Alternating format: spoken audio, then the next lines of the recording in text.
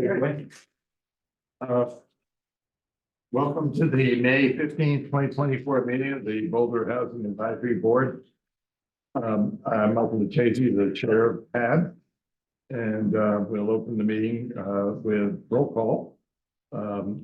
Philip Ogren here. Karen Clearman. Here. Danny Teodoro. Here. Julianne Ramsey. Here. Stephen Chip Hennessy. Here. Corinne Hoskin. We got 6 out of 7, right? Yep, okay, great. We have a quorum. Next item on the agenda, number 2, is reviewing the agenda, which I'm doing now. 3 is approval of minutes from March 27th, 2024. And we'll have public participation. Public is attending by virtually by Zoom. If anybody is ready to make a comment. Number 5 is matters from the board. We'll be reflecting on the retreat we had in April. We'll be talking about future agenda items, and we'll be taking a vote on the chair and vice chair for the coming year. Item 6 is matters from staff. Item 7 is debrief meeting and calendar check, and then we'll try to adjourn by 9 p.m. So that brings us to item 3. You all had a chance to review the minutes from March 27. Does anyone have, I'm sorry, I want to introduce our new planning board liaison, ML Robles, as well. I'm delighted to have you here. Do you want to say hi? And I'll say hi, ML Robles. I'm happy to be here. Great. Tiny 3-sentence bio. You want more? A little more, yeah. Okay, been on planning board for 2 years, a 5-year term. And I am an architect here in town with Studio Points. I specialize in small houses and ADUs. And I am getting the first build in my patent pending building system. It's under construction as we speak. Very exciting. So housing is one of my passions. I'm happy to be here. Happy here. It's our principal. Trade secret. No, it's already filed. Patent's already filed. Can you give us a quick summary? Oh, it's a truss base. It's a truss that includes the walls. So when you frame it, you get the walls and the roof all at once. So it cuts down construction time, construction costs. We're gathering data as we speak. The foundations are poured. It's right up the street. We'll do a tour. Yeah. Okay, I'll get you to do a tour. I think it's on the tour of an ADU. That'd be great. Well, thank you. Awesome. Mhm. I'll note that our meeting is starting an hour late tonight because we did a planning reserve tour that was open to the public. That's the area of Northeast Boulder that potentially could be the next, potentially for a fair amount of affordable housing in the future. It basically looks like ranch land right now. And Jason Net did a great job of showing us around along with several members of the public if it was an open meeting. So with that, do I have a motion to approve the March 27th minutes? So moved. Second. Second by Philip. Is anyone not in favor of approving the minutes? Okay. Brings us to item 4, public participation. Do we have anyone waiting online who would like to address the board? Not currently. Nothing? Okay, good. Wow, we're just breezing to this agenda. Item 5, retreat reflections. Do you want to move things, switch things around and start with the chair elections? Or- I guess we'll switch things around a little bit. So this is the time of year where we elect chair and vice chair. And why don't we start with vice chair and see if anyone has a nomination for that position? I would nominate Philip. But we're very dedicated. Not also the chair. Well, I'd like to nominate, and no offense to Bill, of course, but Karen Clairman. Thank you. Now, does this require a second, or we go right to a vote? All right. I wasn't expecting a second. 2 people. This is great. We'll do that. Thought we'd all just Are they stay both in. interested in the job? Yeah, Do we interview? Yeah, do you guys want that? They have to accept the nomination, I think.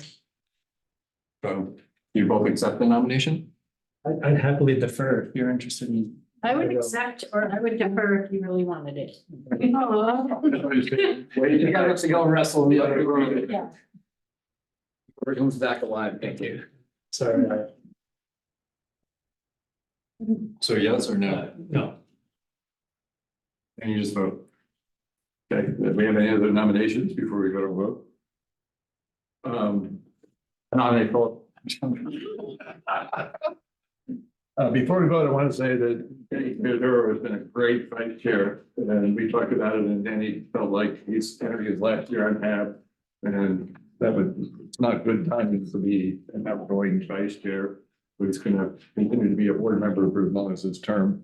And just really enjoyed working with Danny, and he's done an outstanding job, especially advising us on technical issues in this field of expertise. So with that, Thank you. thank you, Danny. All in favor of Karen Claremont as vice chair? Uh, Am I allowed to, vote? I don't. I don't know, want that's to a good question. Abstain. I'll abstain. Are you up for Phil? Okay, yeah, I think we three, okay, 5-0 with one abstention. Karen Claremont is the new vice chair of HAB. Welcome, Karen. Thank you. Thank you for the vote of confidence.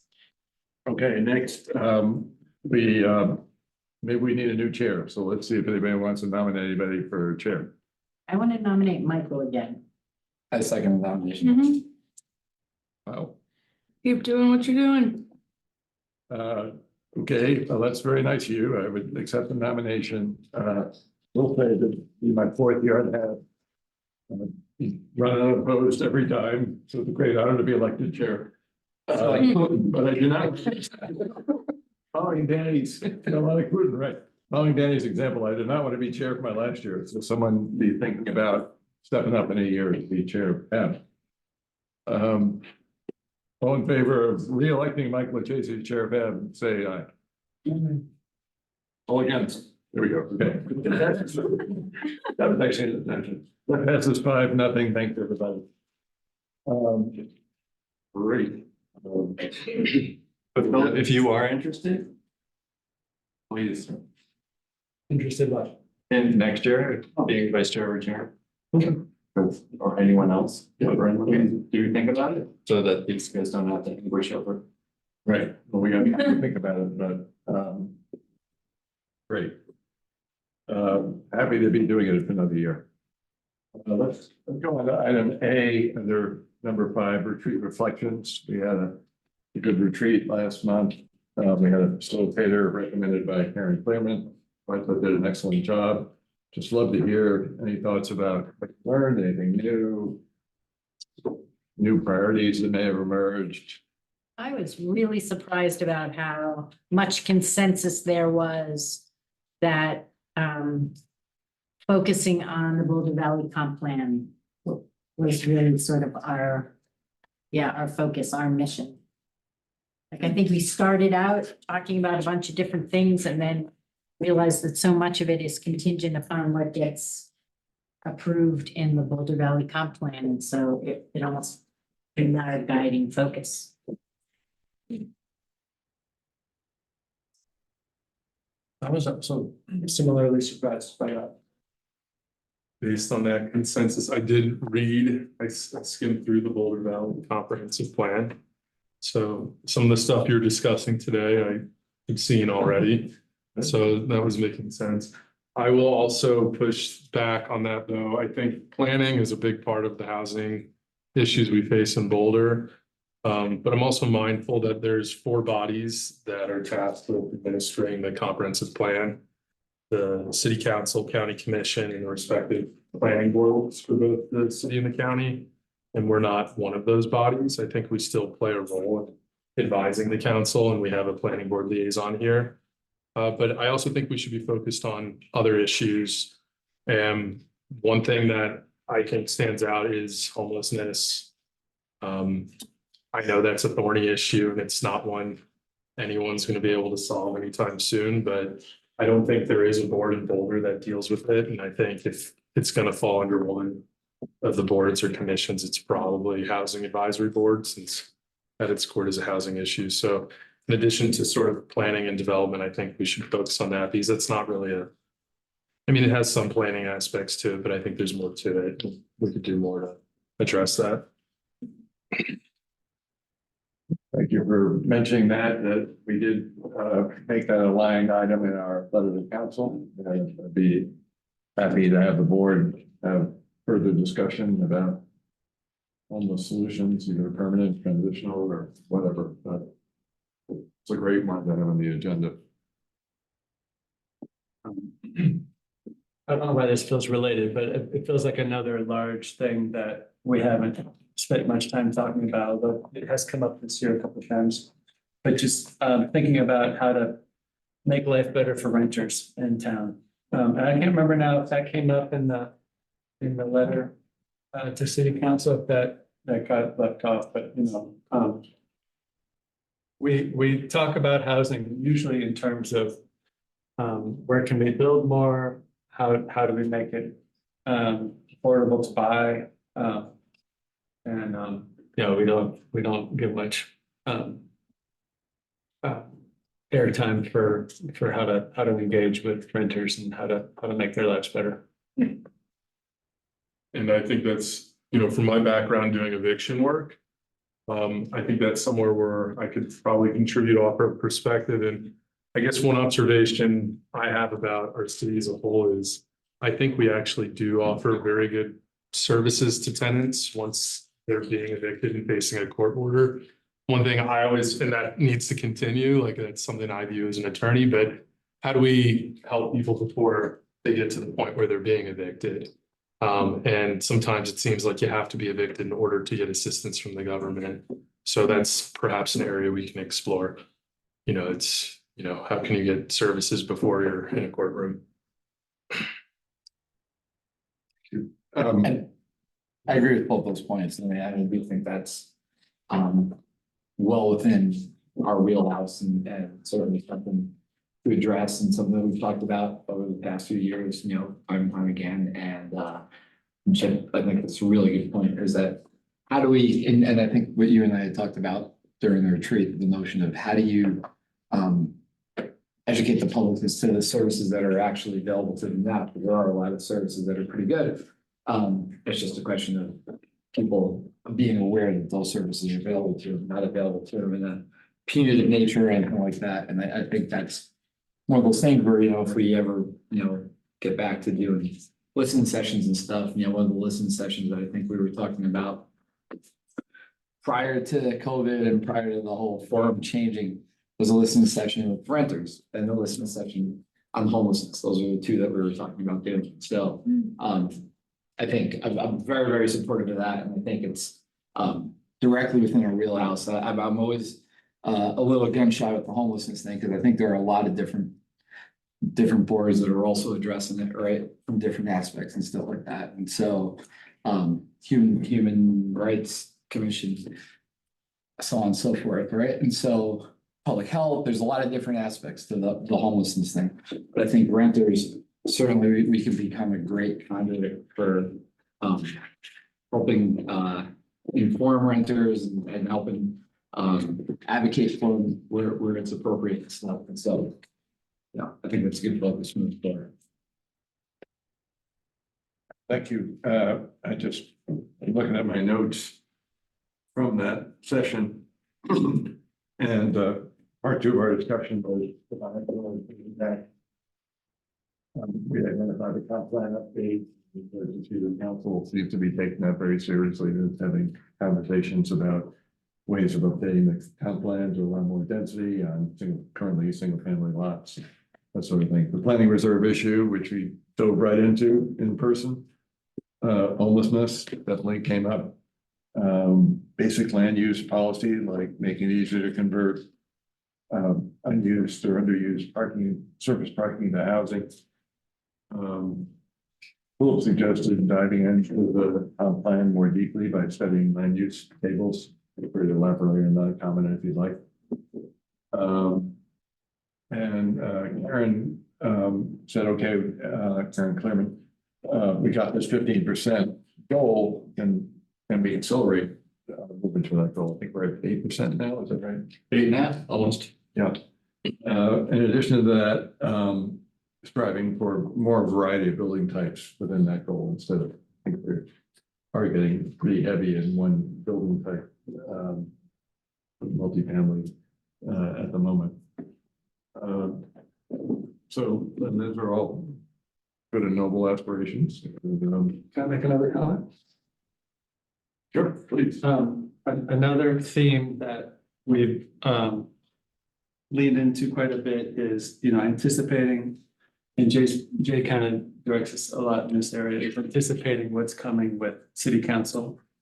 And, being ready to give advice on things that are coming down the pipe for them. That's maybe more important this year if there's stuff coming out of the recently finished state legislature that is going to require code updates or compliance of some sort. Maybe there's opportunity there for us to do research or be ready for advisory. It's a great point. I think everyone's aware that the housing bills passed in a flurry at the end of the session in the State House. And from one of our earlier sessions where we had David Driscoll to talk about antecedents in California and how communities there are dealing with all the statewide laws passed related to housing. I think that's going to be the next phase for a lot of communities in Colorado, is figuring out how to translate that into local guidelines, regulations, codes, zoning, and so forth. And then maybe we could play a positive role in all that. Really, really interesting. There was a tenant right bill in there, wasn't there, Steve? Yeah, one of the big pieces of legislation is that it's a landlord now needs cause to evict someone, meaning that if your lease is up, your landlord has to re-sign or offer an opportunity to re-sign unless they have good reason not to, such as you haven't been paying rent or some other reason. But it's not enough just say your lease is up, I'm evicting you now. And that's a pretty big change of the land now. Yeah, that was adopted. It's signed into law by. Really? Yeah, that's signed. This session. So that was there, That is operative law now. right, but was there evidence or feeling that landlords were just evicting people so they could jack up the rent, or what's the logic? Well, I think, we haven't had an opportunity to explore how this is gonna play out yet. Right, so I mean, I'm saying in the past, like. And I'm not. What are they responding to? I'm not sure what the driving force was behind it. I think it has to do mostly with housing security. This idea is most people sign year-long leases. My landlord could kick me out at any time for any reason. I'll lose my home and I'll be on the market.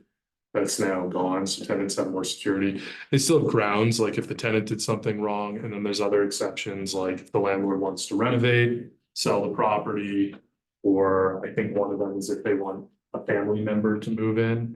So there are exceptions that give landlords some flexibility, but a landlord can't just say, no, I'm kicking you out at the end of your lease. I do wonder, and I haven't seen this yet, will some landlord say, I'm going to increase your rent by 40% to get you out? And I think that gives lawyers an opportunity to say this is essentially a no fault eviction, but that has not been explored. So we'll see. But I think it does change the nature of leasing property for residents quite extensively. That's a good question. Sure. Chair, can I ask a question? Sure. As a liaison, can I? Yeah, It seems to me it's like, why would you even need a lease anymore? If you can stay until you're ready to leave, why would you even need a lease? If the year-long lease doesn't mean anything at the end of that year? Well, the flip side is for it actually offers security for landlords, which is a landlord wants to know that this tenant's committed to staying here for a year or even perhaps more. Most landlords don't like month-to-month leases because at any time, the tenant says I'm moving out, and then the landlord has to find a new tenant. Don't most leases have an option for people to get out? Yeah, you can always break a lease, but the leases can set forth obligations. So if a tenant signs a year-long lease And then the tenant 1 month in says, actually, I don't want to live here. The tenant could be on the hook for paying rent while the landlord looks for a new tenant to move in. So it behooves the landlord to keep the lease in place. Right, in most leases, they can add, I mean, certain terms are restricted by law, but they can add terms about notice if you're planning on moving out and stuff. Governing who's responsible for what utilities, all of that. Right. But, I look at leases all the time that contain paragraphs that are now invalid as a matter of law. Right. But there's still a benefit to entering a contract for parties, for sure. Wow. Interesting. And I'm not prepared totally to present on this legislation. I'm just offering you what I. Well, it almost bleeds into our next lettered item of future agenda item. I'd love to have someone come explain what it all means. Especially in the context of Boulder, where we already have, liberalized ADUs, for example. We might have some of these policies in place that aren't in other communities. So what happens now? I guess we have to be in compliance with the state law, but are we already? Are we? For the most part, I would say yes. There's probably some minor tweaks that need to be made, but nothing too. Related ADUs or all the bills? ADUs in particular. What's the current law for ADUs here? Can someone remind me what we changed it to? What do you mean?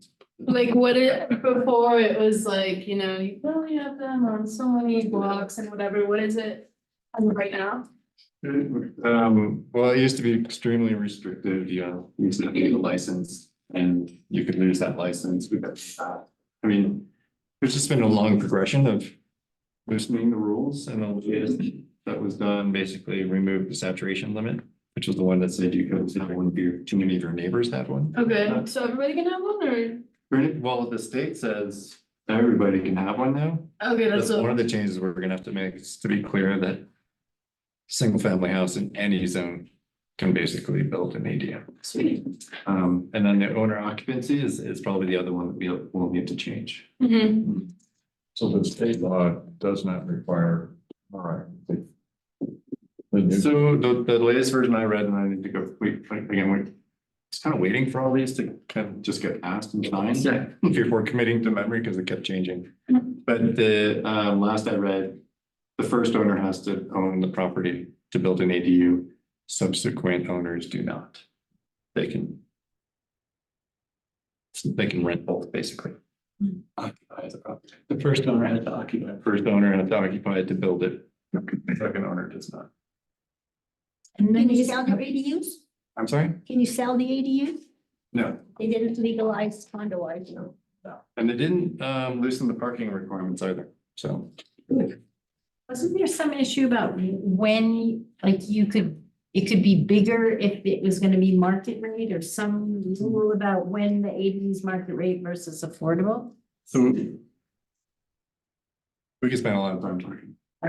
But so yeah, there are some incentives in our code that we allow you to build a bigger ADU if you agree to restrict rents that you charge. But it doesn't require you to rent. It just says if you do rent, you have to rent 80% AMI, which is basically what you would probably get on the market anyway. Kind of getting into future agenda items, but I don't want to cut off the restrict reflections if anyone else has anything to add on that. I think one thing that I just wanted to add, I did the city racial equity training, and they told me we were the first group of board members to do it. And because I guess they hadn't trained board members on that before. I don't know if you guys have done that. 3 years ago, I think, yeah. Okay. And maybe it's a new module or something like that. I don't I know. think it was new, like, as of, or I guess I did it for years. Remember we were encouraged to do it like last year. One thing they talked about was engagement, and I was thinking about this last night when I was walking my dog along the creek path, and I saw a bunch of homeless people like under Broadway. But also, like, there's a lot of people, and I know this because I've represented a few people in these situations who are low income, live in trailer parks or what have you, who don't have computers. I don't know how accessible this format is to certain groups of people. And perhaps we should consider format that allows people to attend in person for public comment. That'll be up to the city, right? No, it's actually up to the board. Oh, Well, currently, I haven't been trained on any new technology in city council, and that's the only place that I've. We just updated all the technology in city council. Yeah, So the question is, do we get to go back to council chambers? Was the answer Well, no? I don't, okay. But, It's not but other still- than that, I don't know where else we would have a. yeah. So, yeah, let me look into it yeah. and give you a more definitive answer because We're doing our training at the Penfield TIG building, and I thought this would probably be a more accessible location for a lot of people. it is, but yeah, technology is, Yeah, It's we're been a very challenge. limited on technology. Well, no, she also pointed that out, that city employees who facilitate these meetings can be stretched thin on managing in person and virtual, so I want to be mindful of your guys' capacity to handle that as well. If it went in person, does that eliminate the virtual option and have both? well, I think that's what we're trying to figure out is Right. how to do both. And I'm not sure anyone is, council is basically pioneering that. And that's why they did the whole revamp of, well, part of the reason they did the technology upgrades to council chambers. So I would say we see how it goes with council. Yeah, us, the secretaries are waiting to be trained on all of this new technology they put in the council chambers. Cause they haven't trained us on how to use any of it yet. Planning board has been meeting hybrid. So since the council teams have been updated. You guys do it, sorry, council We chambers. can do. Yes, but we can also come to the meeting virtually. And can members of the public join in person? Yes, but Is it successful? is it successful, did you say? Yeah. Well, the applicant is always there in person, which is good. The public, I would say, pretty much equal, whether they're coming online or whether they're actually physically there. But somebody was saying it was technology issue, so if they don't have the technology capacity, they would have the physical. I guess he knows how to do it. You probably have a lot more public comment than we got. When it's an agenda item, yes. Just a general public comment, not so many, but for an actual agenda item. There, people should. So something that feels related is something I haven't experienced yet, but we talked about listening sessions. Which is a great way to engage. It seems like this council chambers would be a good place for that if we ever did that. And I don't know, just wanted to, it feels adjacent to this conversation, so that I And that's where we did them in the past. Worked much better than here. Yeah, I don't think I think I attended a listening session as a member of the public, but I don't think we posted one the time I've been on. And No. No, we haven't hosted any since COVID. I think it'd be really interesting, but what would the topic? Because I'll be honest, like, I have some sense of landlord tenant issues because I practice that area of law. Like, I really don't totally understand the homelessness problems other than like what I see and all that. So I think hearing from people who work in that area or homeless people themselves could be very beneficial. Sort of aggregating that information and providing advice to council. I didn't come in. You probably have Meg recommended. And, it was March of 2020. So we had a plan. We were gonna have a listen session at shelter. Remember? At the shelter? Yeah, that's what we're The homeless doing. shelter? Yeah. In North Poland? Yeah, we're gonna do it offsite. We're gonna have it at the shelter. We were gonna pitch in, bring some food over there and try to hear directly from the people that are over there and make it as accessible as possible rather than having it at City Hall. So that was all kind of in the works. I have some notes on it somewhere, but The challenge with doing a lot of engagement around the issue of homelessness is that the city doesn't provide a lot of those services directly. So keep in mind, it's Boulder County that provides the bulk of homelessness services. The city does have a lot of involvement, but it's a regional approach. So there's the Homeless Solutions for Boulder County, HSBC. And they are technically the group that makes decisions about how to set policy, implement policy related to homelessness. And Boulder City Council, much to their chagrin, don't have as much direct influence over it.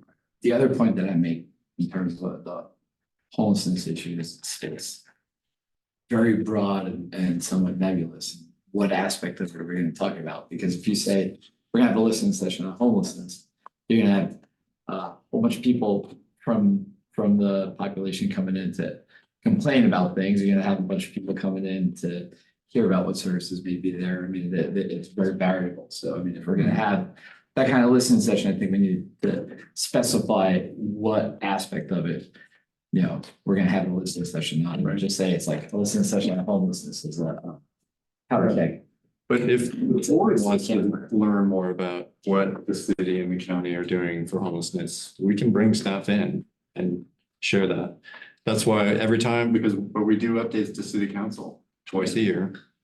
Every time city staff do that, I encourage every board member to listen to that and educate themselves, because it's just gonna be the same information.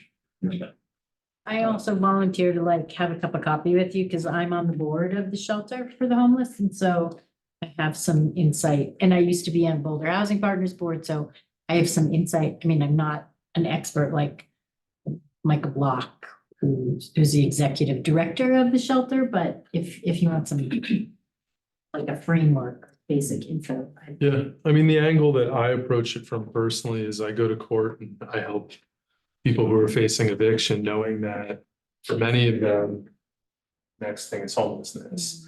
And the thought is, all right, we understand how that process works. How do we do the reverse, get people from homeless into housing? Whether that be subsidized housing or all of that. I mean, and I think that I get what you're saying, like the public safety element, what the police does to police homeless people in the creek. That's not really our issue here. But understanding what it is that perhaps the city can be doing to help get people who are currently living on the creek into housing. That could be an angle I think we could learn more about and perhaps comment on. And I'm using the creek as an example. A lot of homeless people live in their cars, so it's, you know. I think it could be a good listening session. I think we should interview some unhoused people or invite them. But I think it'd be really important to have those that work in nonprofits that address homelessness and anybody in government to be there, and maybe some developers who, one way or another, build that kind of housing. You know, by the way, the Bluebird is having some kind of a grand opening party in a couple of weeks, I think. Everyone know about the Bluebird? That's a like 40-unit permanent supportive housing of people who are previously homeless that was developed by Element Properties, and they will manage it, but there's vouchers provided to the residents, and then the case management's being provided by the shelter. So that's a great example. Element Properties is essentially is a for-profit developer. Correct. Like, I would love to hear from Scott Oldman and his people, like, how are you making this thing pencil, and how does it feed your business model so that you want to do it? Yeah. Good call. See if they'll give us a tour. Sure. Yeah, that'd be great. So, also, I wonder if we do the listening session there instead of the shelter. So I just really need to caution you against doing public engagement around homelessness without a clear definition. And I think there's a distinction between doing engagement at like a homeless shelter versus just having meetings at City Hall so that if people wanted to attend, they can. You know, there's two things there. So the chamber has just recently hired like 2 people to focus exclusively on homelessness as it relates to the chamber's perspective. The Chamber of Commerce. Yeah, business and tourism and residents and things, so. That'd be good to hear from. They're Right, involved it's, with it too. Rachel Friend and Leslie Durgan, right? So would it be specific enough, to your point, Jay, say we want to do a listening session on getting people into traditional housing, or is that be anything more focused than that? I think that'd be fun. Yeah. Just. And yeah, we invite Scott to come talk about it, what model is, how they made it work. But that's not considered transitional housing. Bluebird's permanent supportive housing. Right. So like then you're getting into the nomenclature of like interim solutions, temporary solutions, permanent supportive. I'm not discouraging you from doing it, but if we're trying to articulate, then it really should be what are the various housing options? Because there has been discussion about car camping and there has been discussions about sanctioned campgrounds and then tiny homes and temporary solutions and permanent supportive solutions and affordable housing that doesn't come with the services. So there's like lots of nuances. So that could be a decision if we want to continue to consider this idea as what's our area of focus? Is it transitional or is it permanent? I think this Both good specific subjects. project is a good case study because like you said, what's the motive for Scott doing that? I'd If, love to know that. yeah. He can make so much money anywhere in Boulder. Why does he choose to do permanently supportive housing for previously homeless? It's a nice case. Sure he's not. Can I interject? I just want to say kind of for the record, I'm not super enthusiastic about wading into homelessness. I think there's a lot better use of our time than, because there's a lot of other folks working on it. To Jay's point about the county being more involved in the city. Another option for a listening session might be to engage renters and see what issues they care about. It's, 50% of the city and we hardly ever talk about them here. I don't even know what the issues are. I know there's issues around rent control that people talk about, but I assume there's a long list of other things that renters care about. So I don't know, that seems like something that we could get a lot of engagement on and idea generation. Right. Right, I can tell you rent control, the city can do nothing about. Yeah, right. That's why I said there's. According to state law. I assume there's a long list of other things that are also. So I think you make a great point. The reason I brought it up, put it in our letter, was we've made a conscious decision probably 3 years ago to avoid the issue of homelessness for the very reason you just stated. There's a lot of other people working on it. Thing is, it's not really getting that much better, if any. So I almost personally feel like we've been ignoring it and can't keep ignoring it. Maybe we can come up with something new if we learn, make a recommendation about it. In my mind, it's less about homelessness per se and more about, are there housing styles that we don't have much of that can like expand the selection of housing options, right? So like dormitory style or halfway house or tiny apartments or like things that right now are not part of our selection that might actually help or might be a good target for someone who's homeless, like a single room occupancy. Like that's where a bunch of people didn't have a whole lot of money and didn't have a family to live and it was affordable. So maybe instead of saying who's going to be the target renter, we can say, what are some housing types that we don't have? A couple of projects that have come before planning board. One of them is the one down there on Pearl 22nd, something like that. And it is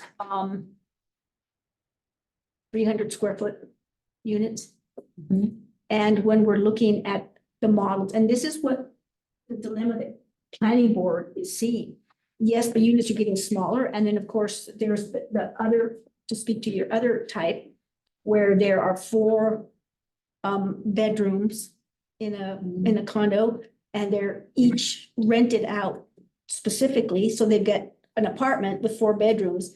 Each of those 4 bedrooms has its own lease, so you may not know your roommates. So those models are out there. They're luxury housing. So those are being explored for a market that can afford the 300 square foot units that are proposed. When we pressed the developer to give us some idea on what they rent for, 2,200. I guess, So it's like, I don't know what we can try to find, like, think outside of the box, what else? It's a perplexing situation that we have here in Boulder regards to how the housing stock is being used. Because it is going to luxury housing. Those types are getting built, but they're not being rented at affordable rents, even though. You know what I've seen on looking just at potentially moving somewhere else in Boulder, which I occasionally do on PadMap or whatever. There are like luxury, or they used to be old apartments that have been like completely gutted and renovated. And they're like leasing for like 2,000 a month, and they're like 400 square feet studios. So I have seen that where like that's where the money is to be made, put some lipstick on it and jack up the rent. But I think to your point, I spent a portion of my life in Tel Aviv, and they have hotels there that are like 120 square foot bedrooms just for the hotel room. And then there's apartments that are like 250, 300 square feet that exist in New York, potentially like just a small bedroom, 100 square foot bedroom.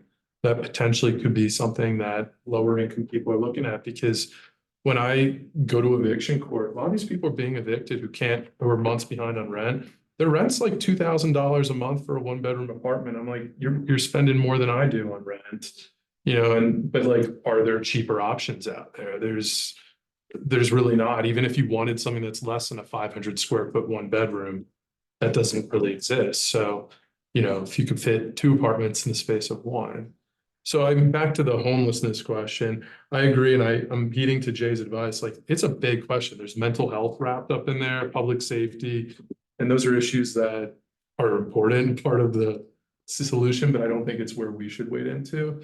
But I do think the idea of like, how do we bridge the gap between, a lot of our focus on renters issues, I think in Boulder, is keeping people out of homelessness, preventing eviction. How do we kind of focus on the reverse of that, which is when someone is homeless, how do we get them into housing, and what solutions are there?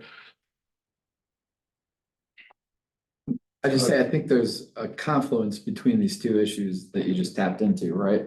In terms of renters' rights, in terms of somebody becoming homeless when they're being evicted, and at that point in time, providing those solutions while they're going through the eviction process is probably going to be the most effective thing. Here are some of your other alternatives. This place might not work for you, but there's these other things. And so here's what I'd say, because I do, as I stated before, share some of Philip's reticence to dive deep first into this issue. But what I think would make sense is, Jay, as you indicated, as you offered, for us to be apprised as to exactly what's going on now, so we have a good feel for not just what's out there, but who's doing what.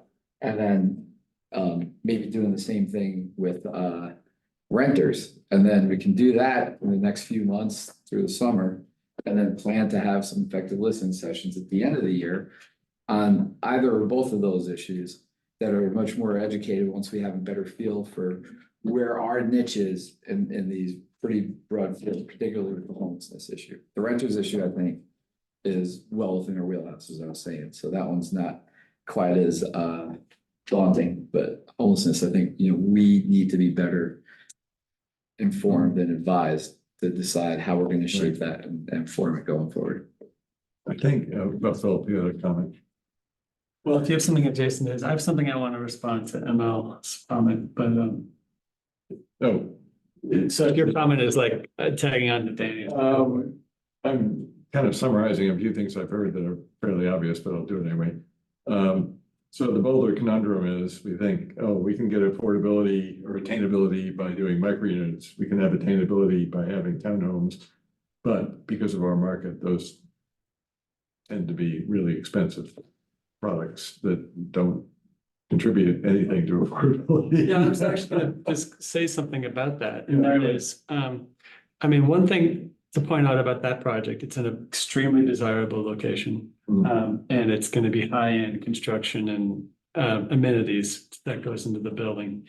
And to me, I actually take some encouragement that, well, for one thing, like, I think rich people ought to be, and high-income earners ought to be living in smaller places along with everybody else, having smaller footprints on the planet and buying less stuff. And so, like, I think that that's a great segment of a market that ought to get filled, and you know, it's way better than giant luxury townhomes that are 3,000-4,000 square feet. But also I would just say that, you know, I've heard arguments against small units being inhumane, you know, like there's a certain kind of size. We have sensibilities about how much space people should have for it to be humane, and like pushing it, having luxury micro units that are 300 square foot, I think kind of expands our sensibilities about what our expectations have to be for how much space a person needs. And I can imagine something that wasn't quite that nice and not such a desirable location that would market rate be you know, much less than 2,200. That's my sensibility about it. But so like, if I just hope that, you know, a project like that has success and that they have high income earners who go and find their minimalist zen there, and then we replicate that in ways that are cheaper. Well, a point Michael brought up during the tour, I was telling him right after I graduated college, I lived in what was probably in the 1940s, a very high-end luxury apartment building in Washington, DC that was shown no love after the 1940s. And it was entry-level apartment for me, and a lot of low-income people live there. And I don't know if there's science or data backing this up, but there's a possibility that those luxury units that they're putting gloss on now that are 300 square feet, 20, 30 years from now could very well be converted into low-income housing or something. So that might be another way to look at it. And I'm sure we've all seen that, where things that had luxury features at one time are now not luxury anymore, and they're actually quite affordable. So Built-in fax machines and. Really, So I don't know. Cable. you know, to your point about micro hotels, I stayed in one in Brooklyn last year, and it was 10 by 10 room, including the bathroom, which is more just into the space. But you know, it's more of a design issue, like that it had courtyards, it had a roof deck, the stairs were on the outside. So when you left your little tiny space, you actually went outside just to go up and down in the building. And, you know, I think there's some design models out there that could be pursued, because I think that issue of these spaces potentially being inhumane is not, you know, taken. well, especially when you live in Boulder, Colorado, and we have all this public space. So when Right. I have a big dog, I live in a 1 bedroom, but I have all these bike paths and parks that I can enjoy. So it's, yeah. And I mean, it really pushes the thing to the notion of common space and shared space, and that really is community building. So when you see a lot of housing projects now, right, where they focus on the common area and the openness of the areas, like instead of fenced off yards, right, it's like, here's your house, here's the open yard for the community and stuff like that. And that really is community building, which is what we're all trying to do here, right? We're a city that's focused on community. It gets more into design than policy. I don't know how you like mandate that sort of thing. Well, in that, but it's policy in that if you're saying, here's what we can do as far as exploring micro units, and then shrugging off the, you know, kind of baseless notion that it's offensive or whatever, and the whole notion that, you know, it's efficiency of space, right? I think that there is a real policy issue there too. I don't think that's just design. It's absolutely policy, because if you're saying this is an efficient unit, this is an adequate unit for somebody to live in and have a good lifestyle living in a wonderful community, then that's something that you can move forward on. And if you have to look at things even in the comp plan or whatever, how do you deal with those things spatially? That's absolutely policy, so. And so there are criteria in the site and use review that articulate public space. Yeah. For that very reason is that you're looking at the whole, Right. you know, Well, so yeah. we do have guardrails up to make sure that these are good places to live, because as you say, right, you could live indoor, outdoor in Colorado a great majority of the time it is. So going back to the listening session topic, I think we have two potential topics. I think it's also possible on the homeless issue that maybe it's not a listening session. Maybe we just need to do it like a tour of the Bluebird with the developer. You know, maybe it's more of one of these, we need to educate ourselves about this. There's more than one way of doing that. I'm certainly open to the listening session idea, but also just would love to just learn more about how a particular project was put together and how it could be replicated. So I don't know if it is more appropriate for a different section of our agenda.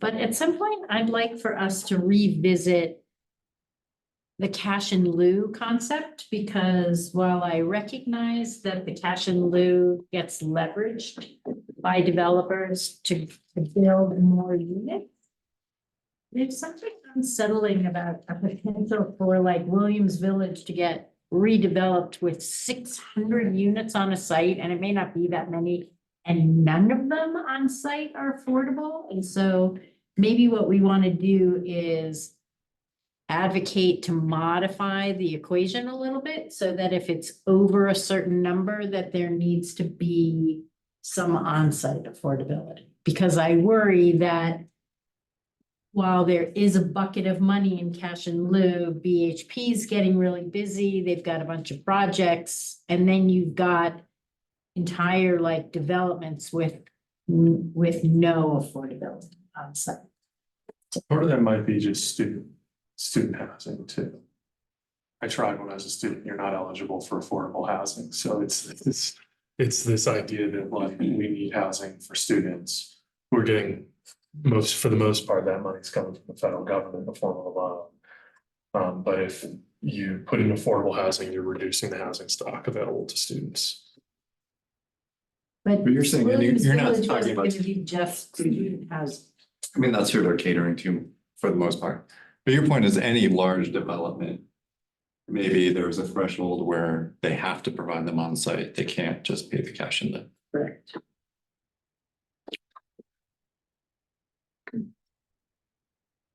Sharon and I talked a little bit about this offline, and it seemed like, just to tease that a little more, what you were saying is there could be maybe a hybrid approach where instead of letting the developer get totally off the hook by doing cash in lieu, they had to do some on site, and then beyond that threshold, do cash in lieu.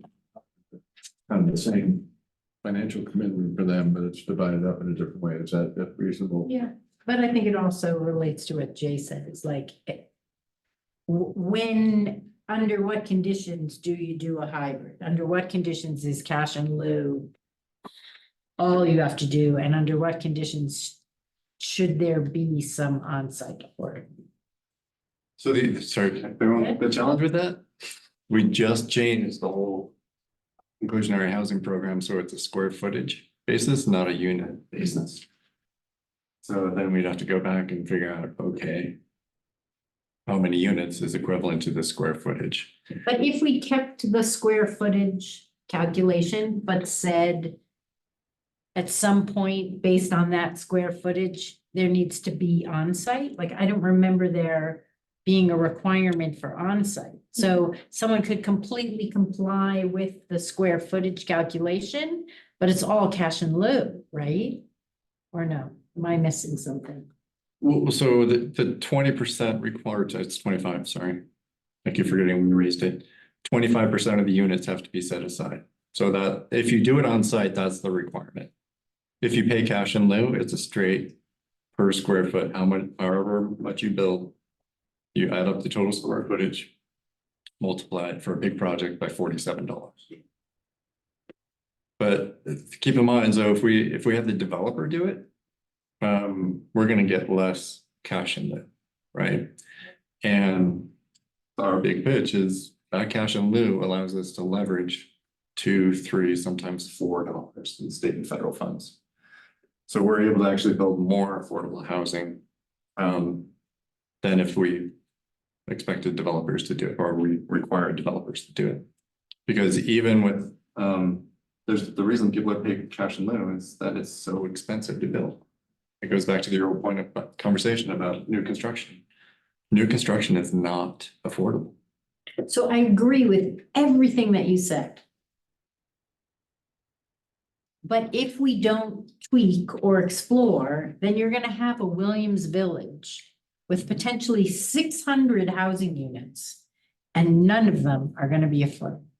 And that just feels weird, like it's basically sort of like this entire neighborhood with nothing affordable.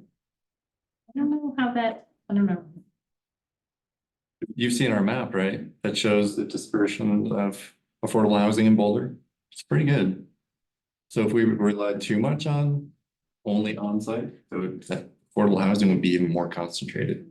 One of the questions, when BHP goes to, does BHP build? They're probably eligible for HUD loans, right? Tax credits. Your tax credits, whatever, there's financial incentives that I assume private developers they're not eligible for those same benefits, so. They're just not as good at getting them. But you're right, that's what I'm talking about. I mean, what I'm hearing from you is When I'm saying we when the leverage. government builds housing, they can get more more squeeze out of the lemon, I guess, right? Yeah, exactly. But I mean, I get your point. It's well taken. This kind of feeds back into our. I'll also say this, just perspective, and sorry to cut you off. Certain properties that get federal financing, which is most public housing, the law in Colorado, this is the Colorado Supreme Court interpretation of the CARES Act from COVID, is that you need to give them 30 days notice before they're evicted. If it's a private landlord who doesn't receive that special type of CARES Act property funding, federal HUD type property, it's kind of complicated. It's 10 days. So from a tenant's perspective, there's certain benefits to being in public housing, which is by law now you get more time, more notice before you're evicted, more time to get your money together. And I just look at it from an eviction standpoint. If you're in one of those, we call them CARES Act properties, that's a better place to be if you're struggling to pay rent. So, thank you. So, point I was gonna make is that when you get these larger tracts to the planning service site, today, you have the opportunity to do a lot more mixed income. Although an individual parcel within that might be all, market rate luxury housing. Maybe there's a BHP project next to it. That's how you get the mix, which is how it works with Holiday, right? I don't know if Holiday has any mixed income individual buildings, but block by block, you're gonna find different types. There's mixture, there's more mixture there because back then we were building a lot of ownership. Right. So ownership units are scattered throughout. Right, but that's the opportunity of larger sites. But it was also the opportunity of building back then. Yeah. Right. 25 years ago at this point. It wasn't, the rental market wasn't dominating. If we put this on the June agenda for some kind of decision point, I will throw out one more topic and get your feedback on whether it's something that would be valuable or would work, but what if we did a listening session on the missing bill? And talk to people who are struggling to stay in Boulder and put down their roots here. How do we do that? Like, who is it that we solicit? I'm not sure. Unless you want to hear me talk about Yeah. my housing search. I prefer to hear about what other, friend. I think I prefer to hear more about solutions. Sorry. Than a lot of people complaining about how they can't afford to live here, which I get. Like, I'm more solutions oriented. I would suggest we defer making the decision until my suggestion again. Let's take June, see if we can in June have someone from staff or whomever, right, is most adept at it, provide us some, like an information session on homelessness. Try to do the same thing in July and we can flip flop this or whatever for renters issues in the city and how the city deals with that, right? And we can volunteer and be part of that too, but I mean, I can invite people, right. some of your colleagues who I work with. And then let's decide after that what's going to be the most effective listening session, because it's going to be a major sea change. I mean, first of all, we still need to figure out, as Tiffany and Jay were saying, we need to figure out how we get over to city council and how we do all that, right, to the chambers, how we effectuate all that. So there's a lot to go there. So before we make a decision, which is still not, it's based on us, pontificating here. It's not based on the meat and potatoes. Let's get that done. And then let's make a decision. And by that point in time, we'll know how we can do things from a foreign perspective as well. That's my suggestion, I think. Can I elaborate on that a little bit with the proposal? So the city has a tenant advisory committee. You guys are familiar with that at all? So that was formed based on the ballot measure, no eviction without representation. And they're the ones that are actually asked to delve into renter issues. But interestingly enough, that group wants to understand housing better. So they're kind of curious what HAB does, and you guys are obviously curious about what they do and help clarify some of the roles. So what I've talked about with the chair of that, or the staff liaison of that group, is doing sort of a information exchange. So like I would go to their next meeting, she could come to our next meeting and explain what the city does around.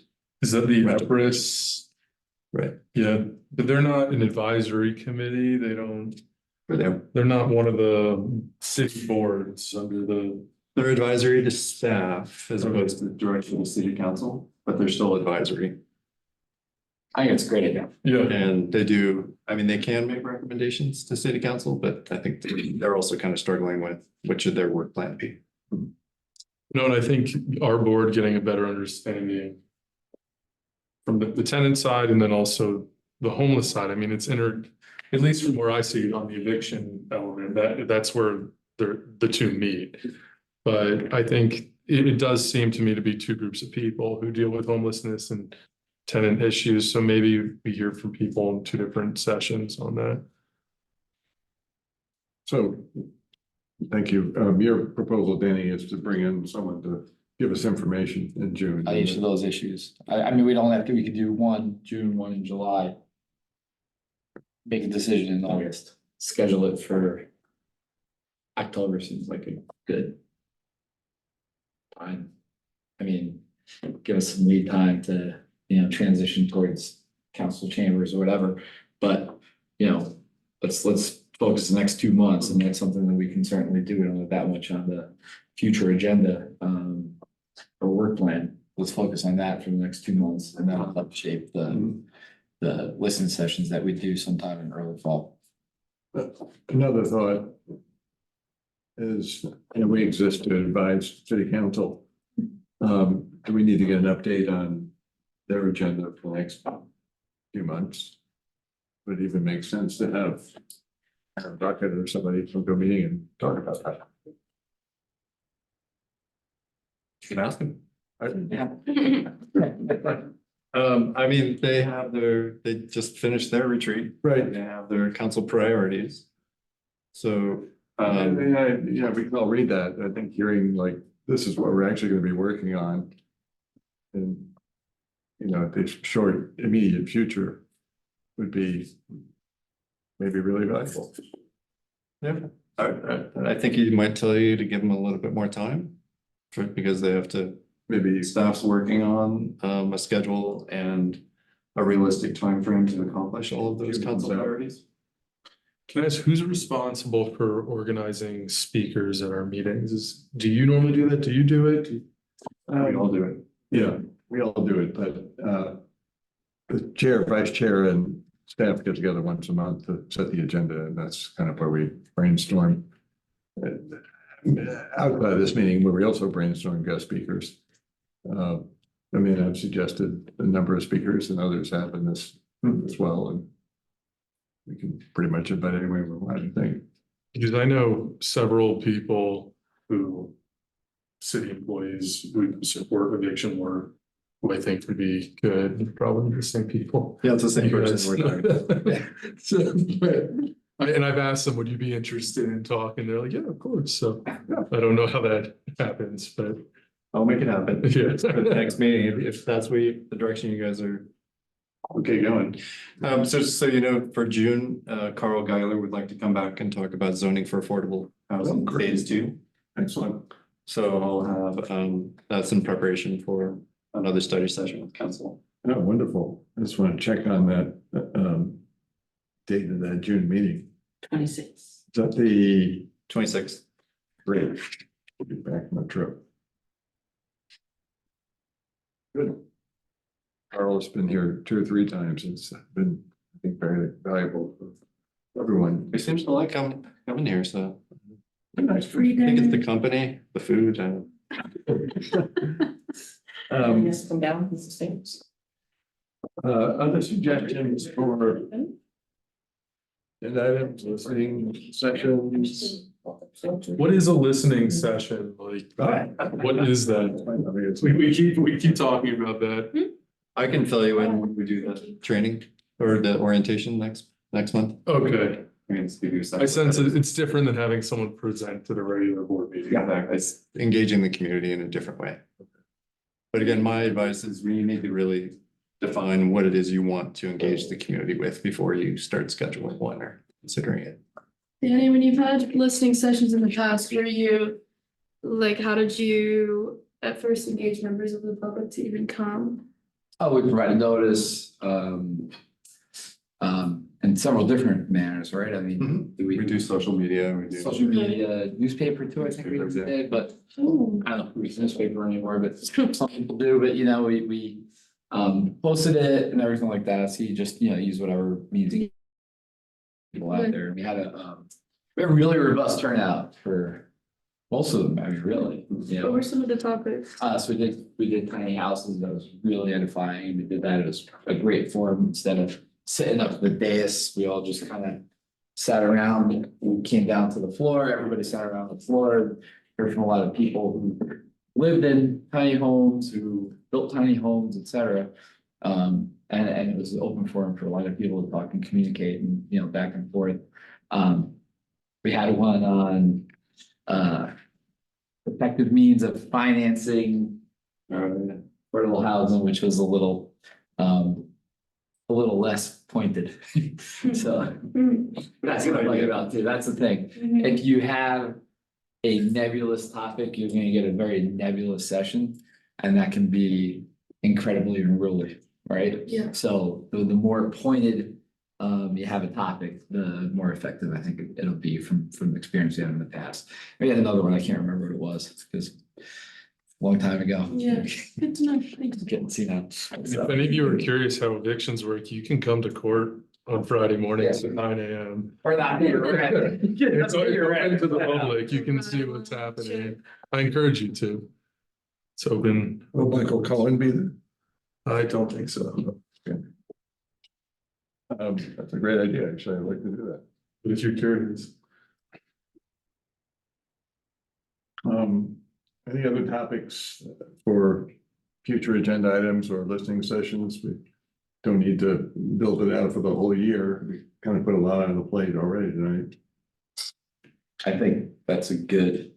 This is good, and I I value the planning stuff and like today's tour. I think that is like, I think the big issue, like the middle housing, at least I feel that personally, is that we need to build more housing that's accessible to more people. But I also view that as a kind of a long-term endeavor.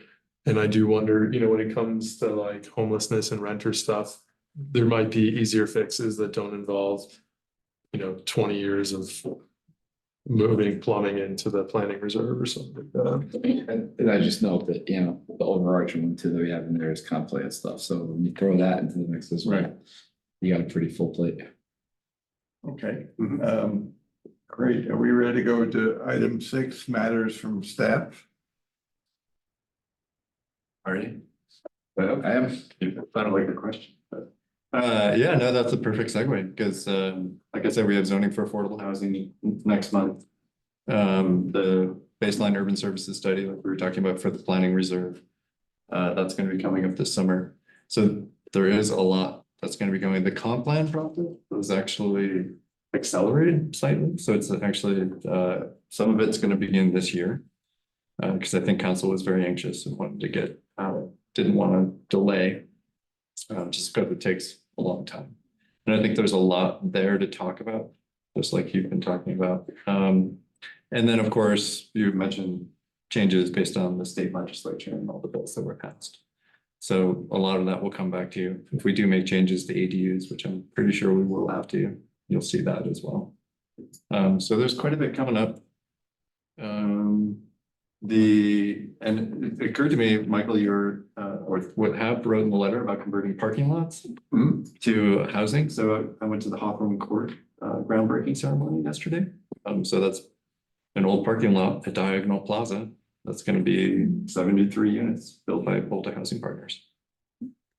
Perfect example. And then the rest of it, a couple hundred units, I believe, but market rate, expensive stuff. Anything you guys want to hear about, know more about? If we were to get an update as this issue matures on how the state laws will affect local policy, like what's good timing and who do we ask? Well, next month we can ask Carl. Carl is coming. He's coming, so I'll ask him to actually talk about that, what he sees, because that's what we need to do in the next couple of weeks is go through all the bills and actually read them thoroughly. Like I said, there've been so many changes over that period of time. I'm like aware of this legislation, but I'm still reading it, figuring out. I don't think you were on HAB yet, but we had a guest speaker talk about how that's playing out in California.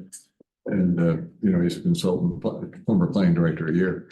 And he said it's just so complicated that communities are overwhelmed by the number and magnitude of requirements that are being required, foisted upon them by state law. I don't know if it's quite so complex here, but it sounds like it could be pretty complicated. No, I mean, I'm litigating on appeal, a recent legislative change from 2 years ago. That's finally like working its way through the courts and it's changing how evictions are taking place in Boulder. So, it takes time for it to work its way through the process, even when it becomes law. How does it actually play out in reality? Sometimes you need people to go to court and fight over it to figure that out. It's not nearly as far reaching here as it was in California. No, it's not. Kind of nibbles around the edges and not nearly as ambitious as last year's. It's sausage making of democracy, I guess. Anything else matters from staff? Nope. I'm always available. If you have questions, let me know. Or if there's something you want to hear about. Thank you for the tour today. That was great. Can we schedule a Bluebird tour in August maybe or September? We think about, do you want to have both a meeting in July and August? Something to think about. You don't have to decide tonight. But typically, a lot of people are gone. There's a hand raised. That's Lynn. She missed public comment. Typically she's there on time. But there's next time. She can also email the board her thoughts.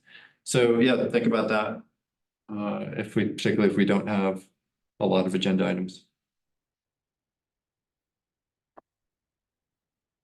Okay, I'm gonna go to item 7. Debrief meeting. We started today with a really great tour of the planning reserve in Northeast Boulder and learned a lot about literally the lay of the land and the challenges of future development, the options to develop city-owned land, which is a good chunk of that area, at least 35 acres is I'm understanding it. We had some members of the public attend that as well, came back. Didn't have public participation tonight. We did reflect on the retreat. We elected our chair and chose a new vice chair, Karen Claremont. And we got some really great ideas for future agenda items as well as listening sessions and possible project tours and guest speakers to come in to have. And we learned that Carl Geiler will join us in June to give us an update on zoning for affordable housing. Did I miss anything important in that summary? Next meeting, Wednesday, July 26th, which I think is also Mike's work day, but that's much earlier. I'm sorry, I said July, Wednesday, June 26th. At here at 6 o'clock. And we'll be developing an agenda before then. So. Anything else before I ask for a motion to adjourn? Do I have a motion to adjourn? I'm sorry. All in favor? Uh, Thank you, everybody. Thank you.